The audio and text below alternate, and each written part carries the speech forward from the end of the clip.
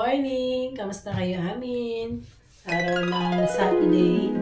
And actually today mayroon akong gym. Kasi every Saturday nag-registered ako ng group. 9:30 to 10:15, 45 minutes. Para siyang mga loves ko, the whole body. Meron kang instructor na nagtuturo sa'yo. And dahil nga hindi pa 100% na okay yung aking sipon, saka yung meron akong konting ubo lang. And sabi ng mister ko, mas maigi na wag ka na lang pumunta kasi baka lumala pa. I-skip mo muna ngayon. And dito ka muna sa bahay. So ngayon, yung mister ko mga loves ko, medyo okay na siya. Pero ang problema sa kanya yung ubo. May ubo siya mga loves. So, and then yung kanyang paa masakit daw. Kaya hindi masyado makakalakad. So, ngayon baka ako na lang siguro mamaya lalabas para mag-grocery. Kailangan ko mag-grocery mga loves. And kailangan ko ipalit pala yung binili ko dun sa crowd fat para dun sa kanyang paa. Yung tawag yun mga loves ko para pakita ko sa inyo. Tapos, nung Monday kasi, pumunta yung mister ko sa office. Napaano yung paa niya. Nagtawag niya na paano tawag sa Tagalog nun? Kumbaga naglalakad sila, tapos bigla siyang gumanon. Yung ankle niya mga loves ko, and super sakit. So, bumili ako ng ankle band-aid. Yan. Kaso nga lang, maliit sa kanya. So, kailangan ko ibalik sa crowd fat. Andito yung resibo. Sana tanggapin pa kasi Monday ko pa to binili. So, Saturday na ngayon. Monday, Tuesday, Wednesday, Thursday, Friday. 5 days. No, kadalasan 2 weeks or 6 days bago mo ipalit. So, ngayon ang gagawin ko po ay maghuhugas muna mga loves ko. Maghuhugas muna tayo. Tapos, nag-change po ako ng bedsheet. Dahil kagabi po ay yung husband ko, ayun no, yung asawa ko po ay tawag niyan, ubo ng ubo sa kapawis. Wait lang mga loves ko kasi inuubo ako.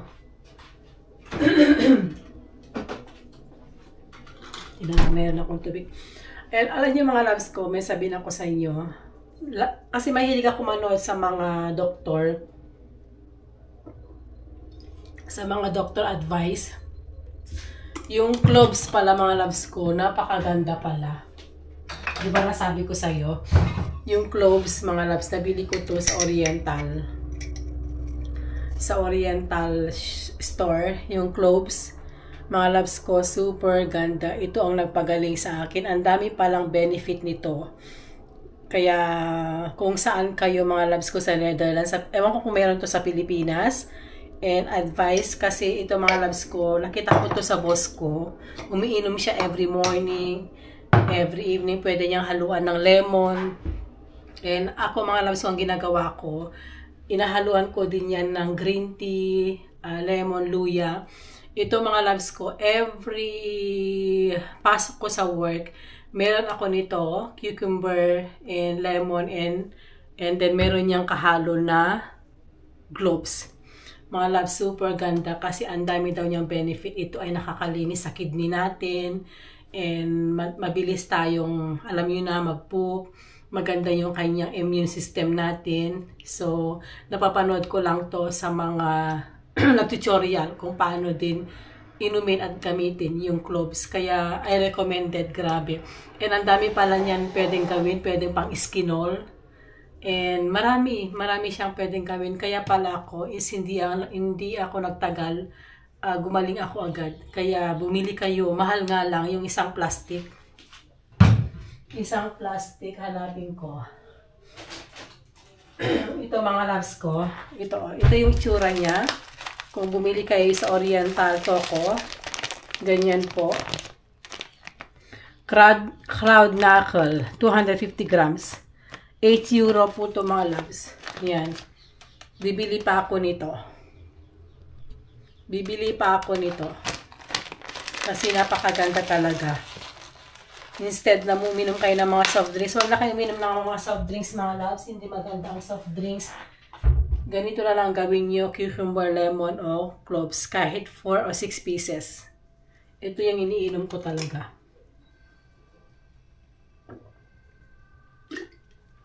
Sarap. So yun mga loves, maglilinis muna ako ng bahay. And we'll see kung anong ganap mamaya. Isasama ko kayo, okay? Linisin ko lang itong aking kusina. Yan, maliit na kusina ko. Then, nag-change na ako ng bedsheet. And, nagkulay pala ako ng buhok mga loves ko. Kasi di ba, ang dami ko ng itim. Maganda ba yung kulay ng buhok natin? Nagiging light. Nagiging light na ata. And, number 8 yung kinulay ko eh. Kasi ang dami ko ng itim. Yan mga loves. Ganda pa. So, yung mga loves, and that's it for today. So, tapusin ko lang ito. Maraming salamat, and see you again mamaya. Hi! Kamusta kayo amin? Today araw ng Sabado. Happy Saturday everyone. So, itong oras na to kanina po yan. And dahil lumabas po kami, pumunta kami, nag-grocery kami ng aking mister. Dito lang po malapit sa amin kasi nga hindi siya nakakalakad kasi yung kanyang ankle ay masakit. At yun po, at pinag-uusapan namin yung aming kapitbahay, Char, Marites Camino. Kasi yung kapitbahay namin mga loves ko, every 6 months po ay nasa Morocco. So sa Morocco mga loves, and then somewhere nandun siya, winter, nandito siya. So yun ang pinag-uusapan namin ni Mister. House there, so what's to use? So I have to live there. And how about lifestyle? What is going to work there? He has no work. He has his own gym here, toch? Ah, okay. Like a sports school for boxing or Okay. Just the Yung mister ko mga loves ko may pagka-Marites yan, no? Okay lang po yun kasi kanina po nakita namin sa kaninang umaga, nag-say hi siya. Dahil yung apartment namin mga loves ko is re-renovate, diba? So nakita kami, nagtanong lang siya nung nangyari, bakit may mga ganyan, ganun. So yun, and then doon namin nalaman na dumating na pala siya. The guy is always sitting there. Yeah. Oh my God, doesn't have place, I think.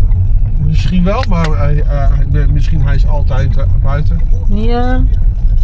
Natatawa kami ni mister ko kasi may nakita kaming mama nakaupo doon mga loves ko. Lagi siya nakaupo doon and para siyang pulubi and nakakaawa.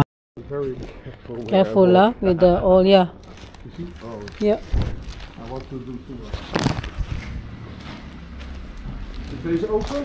I think so. Can we try? I don't think so. I think close. Yeah. So, nandito na kami sa Albertine mga loves and na-stress ako. Yung mister ko hindi masyado nakakalakad. Kawawa naman ano. Pero mas okay na siya kumpara nung Monday nangyari yung accident. So, ngayon, nandito kami sa Albertine ngayon at mag-grocery lang kami. Punta kami sa Kratfat and sa Toko mga kapsat. So, ang gawin ko ay magsiseparate lang kami ni mister kasi mabigat kapag isa lang. I need to finish. I need this for my water. Oh, you can use mine then. You still have? I still have. How you many? Can use mine, but that's already old. I have 1.5 still. Okay, then I'm not going to buy that. I can buy and you use mine. Okay, sure. Yeah? Yeah. Because mine is already older. Yeah. Sure. This one sometimes bitter, huh? It's still long. Yeah. Bitter.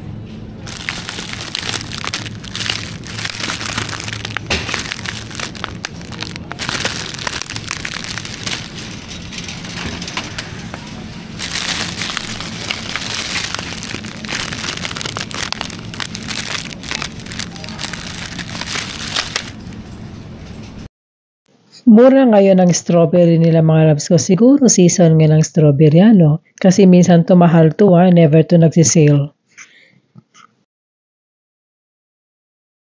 Bili tayo nito mga kapsat para kay mister. Kasi meron siyang ubo. So buti na lang is discounted siya. Nasa 2 euro lang.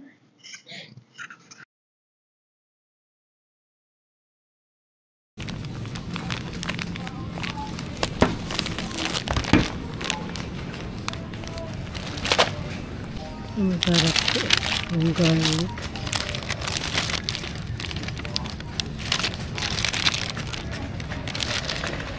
25%. Bili tayo ng mahal din. Okay.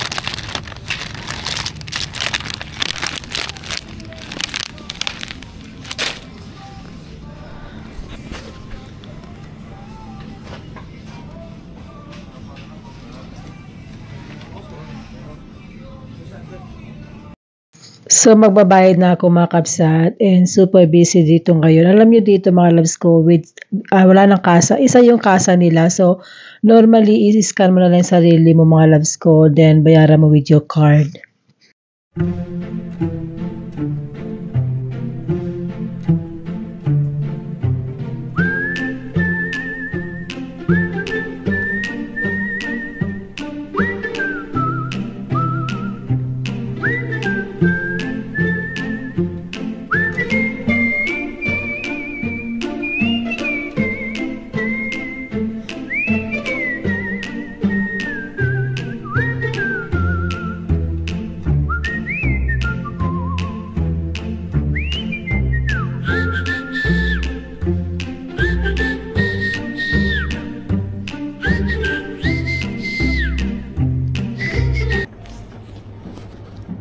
What do you want for it? Hi! Ito, bili tayo nito. Okay. So, pagkatapos namin sa Albertine, pumunta kami dito sa Toco. So, bibili ako ng malagkit kasi pag nag-craving ako ng biko and magluluto ako. Kaso nga lang, hinahanap ko yung coconut milk na ginagamit ko ay sold out na daw. And yun, kompleto po sila dito mga loves ko. Meron silang mga pangpansit and then meron din silang mga tawag niyan, mga pagkain. Pwede kayong bumili dito. And kaso nga lang mga loves ko, may kamahalan. Katulad nito, magkano to, kulang-kulang 4 euro. So, nasa 400 pesos. Less 400 pesos na ang isa niyan.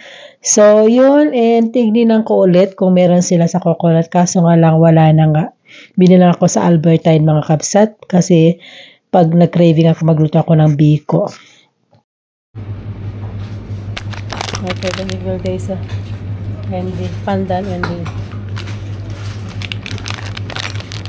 Bakit days ka na? The last and ain pandan. Bilo pandan. Ngay? Okay, then dumain.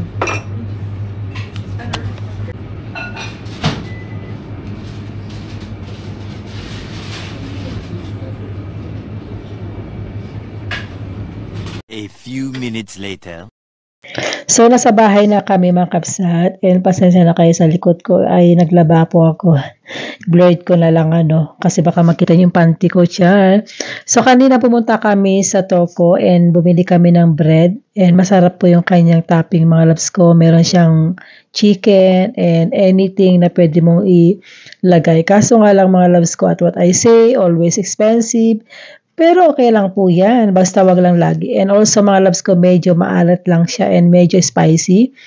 So, yun din ang ni Mystery. Sabi niya na medyo maalat nga lang. Pero okay na din next time. Mas gusto ko po yung isa mga loves ko and curry. Ang kanyang chicken curry. So, hindi siya maalat. So, yun mga loves ko. And ito po yung gana for today. At hindi kami nagtagal. Pagkatapos namin umuwi na kami dahil nga yung mister ko ay hindi siya masyado nakakalakad. At ang gagawin ko today, maglinis ng bahay at maglaba. Naglaba na ako pero mag-change ako ng bedsheet. So, yun po. And then sa next video ko, i-haul ko lang po yung mga binili ko. And maraming salamat sa inyong lahat mga kabsat ko at mag-iingat kayo ha. At sa patuloy-tuloy na panonood nyo ng aking videos. Thank you so much. And God bless everyone and see you again on my next one. Bye po. Happy weekend. Mwah.